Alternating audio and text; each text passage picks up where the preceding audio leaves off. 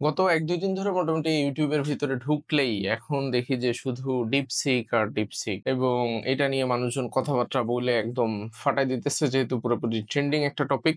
আমাদের টিম থেকে বলতেছিল যে এটা নিয়ে একটা স্পেশাল ভিডিও বানাইতে হবে। আমার কাছে মনে হলো যে স্পেশাল ভিডিও বানানোর আসলে বিশেষ কোনো কিছু নাই। এটা আসলে পুরো ডিপসিক, এই পুরো জিনিসটাই আমার কাছে মনে হয়েছে যে ইটস এ পলিটিক্যাল টুল আরকি। এটা এআই টুল না, এটা হচ্ছে একটা পলিটিক্যাল টুল। কারণ কিছুদিন আগে যখন ডোনাল্ড ট্রাম্প বলছে যে সে $500 বিলিয়ন ইনভেস্ট করবে, কারণ সে চায়না বা রাশিয়া এই সমস্ত কান্ট্রিকে যদি সে ডিফিট করতে চায়, তাহলে তাকে এআই তে হেভিলি ইনভেস্ট করতে হবে। তো ন্যাচারালি চাইনিজ গভর্নমেন্ট তো আর বসে থাকবে না। তো সেও মোটামুটি তার স্টার্টআপ বা টেকনোলজির লোকজনদেরকে হাইলি মোটিভেট করছে যে ভাই তুমি এখন কিছু একটা করো। এখন তারা $6 মিলিয়ন খরচ করে পুরো জিনিসটা বানায় ফেলছে। হোয়ারাজ এই চ্যাট জিপিটির মতো একটা টুল বা এই টাইপের একটা ওপেন এআই মডেল ডেভেলপ করতে ওদের মোটামুটি বিলিয়নস অফ ডলার খরচ হইছে। ক্ষেত্র বিশেষে গুগল তো এটাতে বিলিয়নস অফ ডলার ঢালার পরেও এটা একটা রিজনেবল জায়গায় নিয়ে যেতে পারে নাই। এখন ক্ষেত্র বিশেষে আবার অনেকে বলতেছে ভাই ডিপসিক তো বেশ ভালো, ডিপসিক তো অনেক কম পয়সায় পাওয়া যাইতেছে। ভাই শুরুতে এসে চাইনিজ জিনিসের যেটা নরমাল সিস্টেম, এটা ওদের একটা কমন স্ট্র্যাটেজি যে শুরুতে ওরা কম পয়সার জিনিসপত্র দিতেছে, ওভার দ্য টাইম এটা সেম জায়গাতে থাকবে বলে মনে হয় না। এবং এই যে পুরা ডিপসিকে পুরো জিনিসটা ওরা ওপেন সোর্স করে রাখছে, এটা নিয়েও মানুষজনের একটু আশা ভরসা আছে যে ভাই ওরা তো ওপেন সোর্স করে রাখছে, জিনিসটা তো ভালো। এন্ড ভাই এই ওপেন এআই তো একটা সময় পর্যন্ত ওপেন সোর্স ছিল।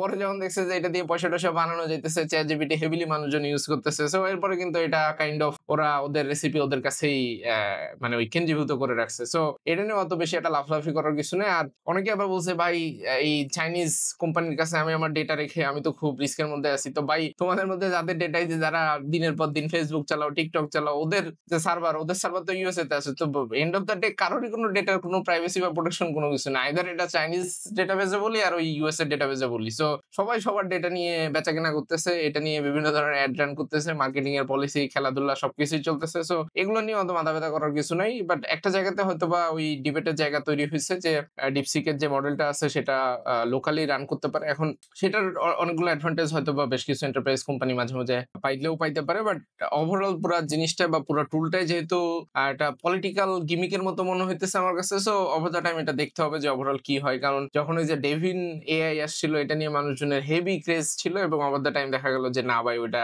এখনো ওইরকম একটা স্টেবল জায়গাতে যাইতে পারে না। But end of the day chat GPT এখন যে জায়গাটাতে আছে, এই মানুষজন হাইপের কারণে মানুষজন যেহেতু ওই সারফেস লেভেলে জিনিসপত্র দেখে একদম পাগল হয়ে গেছে। সো মোটামুটি ইউএস এর মার্কেট থেকে নাকি $1 ট্রিলিয়ন রাতারাতি হাওয়া হয়ে গেছে।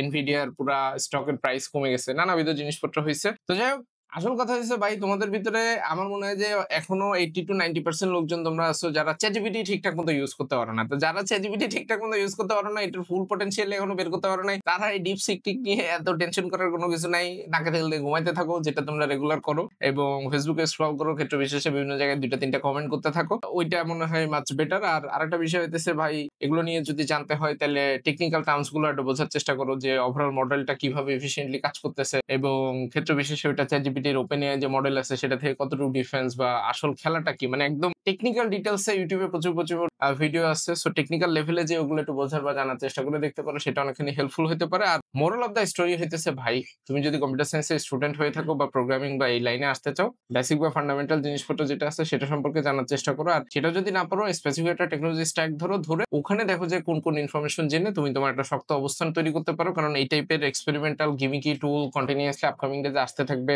এগোতে থাকবে। বাট তোমার কাজ হইতেছে যে নেক্সট 1 to 3 ইয়ার্স এর ভিতরে একটা স্টেবল জায়গা তৈরি করে ফেলা, এবং ওভার দ্য টাইম এই যে যত টুল আসবে সেই টুলগুলোকে নিজের ভিতরে ঢুকাই ফেলা, এবং ওভার দ্য টাইম স্রোতের সাথে গা ভাসায় যাইতে হবে। মানে বিষয়টা এরকম থাকবে না যে তুমি অল্প জিনিসপত্র শিখবা আর ওই জায়গায় আটকাই থাকবা। সো ওই লাইনে চিন্তা ভাবনা করলে আসলে বিপদ খুবই সন্নিকটে। যাই হোক, লং স্টোরি শর্ট, তোমাদের এই ব্যাপারে কোনো ডিফারেন্ট ওপিনিয়ন থাকলে feel free to share in the comment section. আর ডিপসিক দিয়ে কি কি ডিপ জিনিসপত্র জানলা কমেন্ট সেকশনে জানিয়ে দিতে পারো, আমিও তোমাদের কাছ থেকে জানতে ইন্টারেস্টেড। আর একটা ইন্টারেস্টিং জিনিস জানা রাখি, সেটা ডিপসিকের ওই যে R1 নামে যে মডেলটা আছে সেটার মধ্যে একটা ইন্টারেস্টিং জিনিস, সেটা হচ্ছে ইউজুয়ালি আমরা চ্যাটজিপিটির কাছে যখন জিনিসপত্র বলি, ও অনেক সময় ভুলভাল জিনিসপত্র বলতে থাকে। তো আমরা বুঝে উঠতে পারি না যে কেন চিন্তা ভাবনাটা ভুল হইলো, কেন আমার অ্যান্সারটা বুঝতে পারলো না, কোশ্চেনটা বুঝতে পারলো না। সো ডিপসিক যেটা করে R1 মডেলে, ধরো ও কিভাবে চিন্তা ভাবনা করছে, যে থিঙ্কিং, যেমন এটা তো মনে হয় চ্যাটজিপিটিরও একটা মডেল আছে, ওই যে O1 যে মডেলটা আছে সেটাতেও চিন্তা ভাবনা, মানে ও থিঙ্কিংটা কেমনে করছে তোমাকে অ্যান্সার দেওয়ার জন্য, সেটা অনেক সময় বলে। তো ওটা যদি তুমি নিজে থেকে দেখতে পারো, তাহলে সুবিধা হইতেছে যে কোন জায়গায় ও ভুল চিন্তা করছে, জাস্ট ওই জায়গাটাকে আবার ঠিক করে দিলে তুমি একটা রাইট অ্যান্সার পাওয়ার প্রবাবিলিটি বেড়ে যায়। যাই হোক, তোমাদের জন্য শুভকামনা থাকলো। ডিপসিক থেকে